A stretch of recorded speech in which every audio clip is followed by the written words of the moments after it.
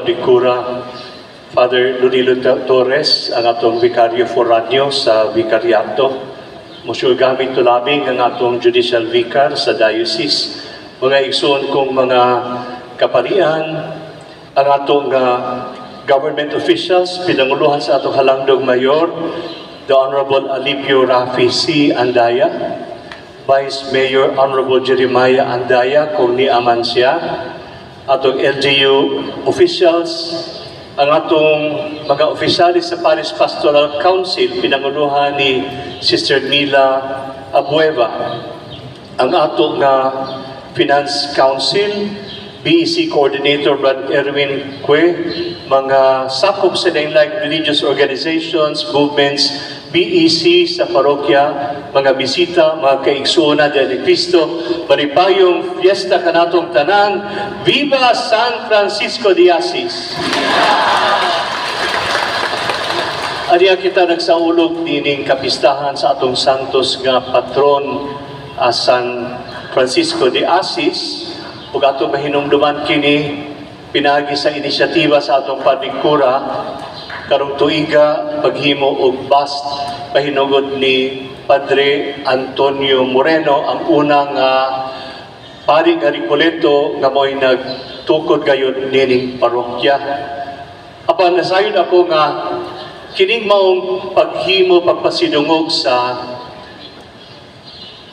unang founding parish priest, si Father Moreno, dili lamang kinialang kaniya, kung dili pasinungog o pagpasalamat sa tanan nga mga misyonero nga nagtanom sa liso sa pagtuo dinhi o kini mitubo o milipang o midaghan o ato kining nakita karon sama sa gisulti ni kanhi Papa Juan Pablo II.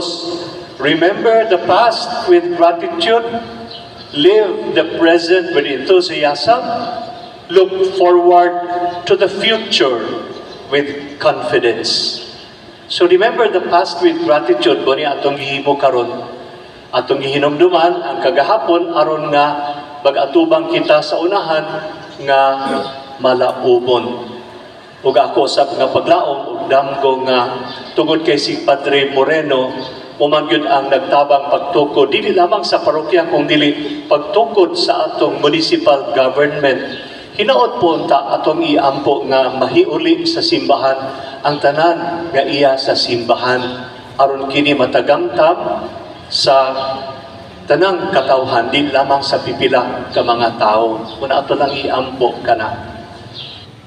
Ug adiya kita nining panahon, kadaghan ang mga paghitabo sa kalibutan, ilabi na sa atong katilingban karon. Gani karong adlaw mao ang conclusion sa season of creation nga gisugdan ni Pope Francis, din ang patron niini mao si San Francisco de Assis, mao ni ang inspirasyon dining season of creation. Unya dili balang dugay nakugang kita nining dako nga linog nga miuyog kanato, ang linog nga nahitabo dito sa Northern Cebu, atong iampo, atong mga kaigsunan nga nangamatay. More than 70 have passed on. Mga daghang mga nangasamdan, daghang na kinahanglan pagkaon, atong iapil sila sa atong pag-ampo nga ang Ginoo maghatag kanila sa providensya nga ilang gikinahanglan karon. O dili lamang kana, dili lamang linog, natay og pud kita sa laing klase nga linog nga mao kini ang corruption tungod aning flood control projects nga daghan ang nakit-an na sayran nga dili day angay. Ato kining tukion karon, busa kini mga paghitabo atong pamalandungan nga puno sa paglaom tungod kay ani man kita sa tuig sa paglaom. Atong pamalandungan kini hinayagan sa mga pulong sa balaang kasulatan. Sa unang pagbasa, siguro ni Propeta Baruch, nag-ingon ang propeta, pag maisog katawhan ko, ikaw ang nagbuhi sa ngalan sa Israel. Gibaligya ikaw ngadto sa kanasuran nga dili Hudiyo, apan wala ikaw malaglag. Subot ipasabot ni mga kaigsuunan nga propeta nag-auhag sa katawhang Israel. Nagpadayon sa memory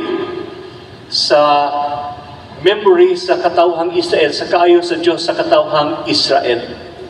Unya gipahinumduman sila nga miagi sila og pagkabihag apan wala gayud sila malaglag. Kini mga pulong makapadasig kayo dili lamang sa katawhang Israel kung dili alam usab kanato karon taliwala dining mga kalaglagan nga atong nasinati. Labi na human sa linog sa 6.9 magnitude sa Northern Cebu. Daghang balay ang naguba, daghang pamilya ang nahadlok og dawat-an, daghan ang nangamatay, sama sa katawhan sa Israel nga nahimong binihag, basin anaa kanila, sa pipila kanila ang pagpati o pagkadismaya, pagkadiscourage. Asa man ang Ginoo taliwala niini? Apan ang saad sa Ginoo mao kini, dili katapusan ang kasakit, kay magpabilin ang iyang kaluoy. Matod pa sa propeta Baruk, pag maisog mga anak ko, og singgit kamo ngadto sa Dios aron tabangan.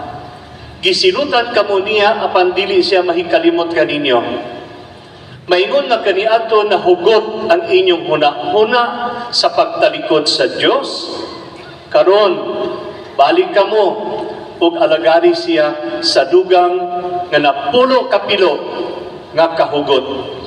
Siya nga nagpahamtang nining mga kasakit diha kaninyo, magluwas kaninyo ug magdala kaninyo ngadto sa walay kinutuban nga kalipay. Usa mga igsuon, laom kita. Di unta kita mawad-an og paglaom kung dili atong lig-uno ng atong paglaom sa kaluoy o panabang sa Ginoo taliwala nining tanan. Sa Ebanghelyo, atong nadungog nga mipauli ang mga tinun-an ni Kristo ug malipayon kaayo sila nga mitaho sa Ginoo. Ginoo, bisan man ang mga yawa, mipatuo ka namo sa among paghingilin kanila sa imong ngalan. Parang dalipay sila pag-ayo sa ilang naangkon nga gahom, nakita nga gahom. Apan unsay sulti ni Jesus, iya silang ipahinumduman kang tinuod nga kalipay dili tungod sa gahom nga ilang nakita o nasinati, kung dili tungod kay ilang ngalan na hisulat dito sa langit. Pupuday na mga igsuon, ato nga pangandoyon, dili lamang gahom sa kalibutan, kay lumalabay man kini. Atong pangayoon o pangandoyon ang tinuod nga gahom, kang atong mga ngalan mahisulat sa langit. Buti pasabot nga sakop kita sa langit. Mao kini ang sikreto ni San Francisco nga atong gisaulog karon. Atong gisaulog ang iyang kalipay sa pagkinabuhi nga yano, pagpakiguban sa tanang mga binuhat o pagsalig nga mas dako ang gugma sa Dios kaysa tanang mga kasakit. Bisan pa taliwala sa iyang kalipay, dili absent ang kasakit sa iyang kinabuhi. Muna gihisgutan ni San Pablo Apostol ngadto sa taga Galacia sa ikaduhang pagbasa nga ang ato ganing Ginoong Hesukristo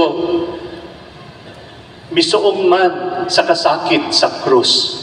Ug kato si San Francisco, tanaw nato siya maya apan miambit siya sa hugot nga paagi sa krus sa pag-antos ni Kristo pinaagi sa usa ka kinabuhi nga puno sa pag-antos. Pag-antos tungod kay ang iyang kinabuhi nga gipili yano o mapaubsanon. Ang usa ka tawo nga yano o mapaubsanon sa atong katilingban karon mag-antos gayon. Ug mao kato ang krus ni San Francisco, dili siya martir tungod sa dugo, wala siya giagas nga dugo, kundi martir siya tungod sa iyang desire. Matawag nato siya nga martyr for desire, nga masuod gayud siya ni Kristo bisan pa sa iyang mga kasakit. Mao kadto si San Francisco. Usa akong gingon kaganina, karong adlaw gayud natapos ang season of creation for 2025 ug ang tema niini the peace with creation. Atong gisaulog kini sa diocese pinagi sa usa ka ecumenical prayer liturgy dito sa Quezon Park, ginubanan sa mga kaigsuonan sa lain-laing mga relihiyon. Paghisgot ta og peace with creation, si San Francisco modelo nato niini. Kay alang kaniya ang tanang binuhat igsuon man. So malinawon tungod kay ana man ang pag-inigsuonay. Iyang gitawag nga igsuon ang adlaw, ang bulan, ang hayop ug tanang binuhatan sa Dios o kay igsuon man tahoron, panalipdan, alagaan. Mao kana ang pagkaigsuon. Panunsaon taman ang atong kasinatian karon subo tungod kay kulang kaayo ang pag-inigsuonay. Bisan gani ang atong kapanguluhan ug ang mga tawo nga nag-alagad sa atong panggobyerno ilabi na sa nasod, dili man inigsuon ang panglantaw kanato. Gisayon-sayon naman nila ang pag-abuso sa katungod sa katawhan. Ang reklamo sa katawhan bahin sa corruption sa mga proyekto sa flood control, makapamalandog ka nato. Ang pundo nga para unta sa kaluwasan, sa kaayuhan, sa katawhan, sa bagang katawhan. Gihimo manuong dalan aron sa pagpatambok sa personal nga bulsa o sa bulsa sa pamilya. Ang atong kinaiyahan nag-antos tungod niini. Ang atong kinaiyahan nag-antos tungod sa pag-abuso sa tao. Sa atong nakita ang mga baha, ang mga biktima ni ining linog, ang mga biktima sa mga substandard projects. Atong makita kini bunga sa corruption. So kitang mga tao maura usab ang mag-antos kung dili ta magmatinud-anon o mag-amping sa kalibutan nga gitagana o gitugyan sa Dios kanato. Gitugyan kini sa Dios kanato, dili aron abusahan, kung dili aron alimahan. Gamiton og alimahan. Apan taliwala ning tanan mga kasakitan, mga kaigsunan, dili ta mawad-an og paglaom ug mao kini ang tema nining tuiga. We are pilgrims of hope. Pahinomdom kanato nga dili gyud ta pasagdan sa Dios. Gitawag kita sa atong kanhi Santo Papa Francisco nga mahimo mga pilgrims of hope pagatubang sa kalisod. So bigon siya nga dili lamang nga mudawat lang mo og grasya sa paglaom kung dili ka mo usab angay nga mahimong instrumento sa paglaom sa uban diha sa lain-lain natong kahimtang sa kinabuhi. Ang mga magpapanaw nga adunay paglaom dili man gyud buuyon sa kangitngit kung dili magpadayon sa paglakaw uban sa kahayag ni Kristo, giniyahan sa balaod sa Dios. Mao kini ang gihimo ni San Francisco. Nadungog niya ang tingog ni Jesus, ayaw kahadlok kung dili ayuha ang akong simbahan. Mitingog ang Ginoo dinha sa krus samtang nagluhod si San Francisco sa usa ka simbahan sa simbahan sa San Damiano. Ang atong Ginoong Hesukristo nga nagmitay sa krus misulti kaniya, ayaw kahadlok kung dili ayuha ang akong simbahan.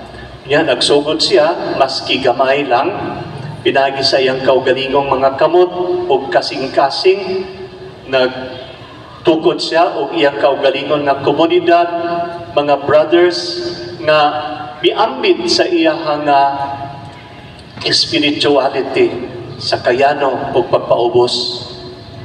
Kita usab mga igsoon gitawag karon nga mutabang sa pag-ayo. Pag-ayo sa kalibutan, pag-ayo sa atong kasilinganan, pag-ayo sa nasod nga nabulingan sa corruption o pagkawalay hustisya. Usa mga igsoon kay kita mga instrumento mo usab sa paglaom sa uban, unsa may angay natong buhaton. Adunay pipila ka mga pahinumdom o pangutana. Mangutana ta sa atong kaugalingon. Sa akong kaugalingon, aduna ba'y kalinaw ang akong relasyon sa Diyos, ang akong relasyon sa akong isig katao, sa akong relasyon sa kinaiyahan? Nahilambigit ba ako sa kalapasan o corruption? Nahilambigit ba ako o nagtampo ba ako sa kalapasan o corruption o nagpuyo ba ako nga matinud-anon?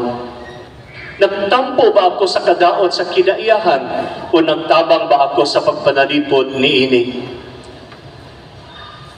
Ako usa ba ka tawo nga anaalamang sa kasubo o usa ako ka tawo nga nagpanaw nga adunay paglaom nga naghatag og pagdasig sa uban kay nahiangklang akong kinabuhi diha kang Kristo ang kinakalalom nga sukaranan sa paglaom. So isip pagtapos mga igsuon, pinagi sa panabang o pag-ampo sa atong santos nga patron San Francisco de Assis, magtinabangay unta kita sa pag-alim o pagtukod pag-usab sa usa ka kalibutan nga maayo angay kakapuy-an. Walay corruption, walay pag-abuso, ug adunay tinuod nga kalinaw tali sa mga kaigsuonan o mga kasilinganan. Sama ni San Francisco, magpabilin unta kitang mga yano, mapailubon o puno sa paglaom. Matud pa sa atong kaobispuhan, live simply, that others may simply live. Live simply, that others may simply live. Kung sa katapusan, uban sa panabang usab ni Maria atong inahan, hatagan unta kitag tinuod nga kalipay sa Ginoo nga mao gayud ang atong katapusan ug padulngan niining panaw sa kinabuhi ug pagtuo. Hinaot paunta. Amen.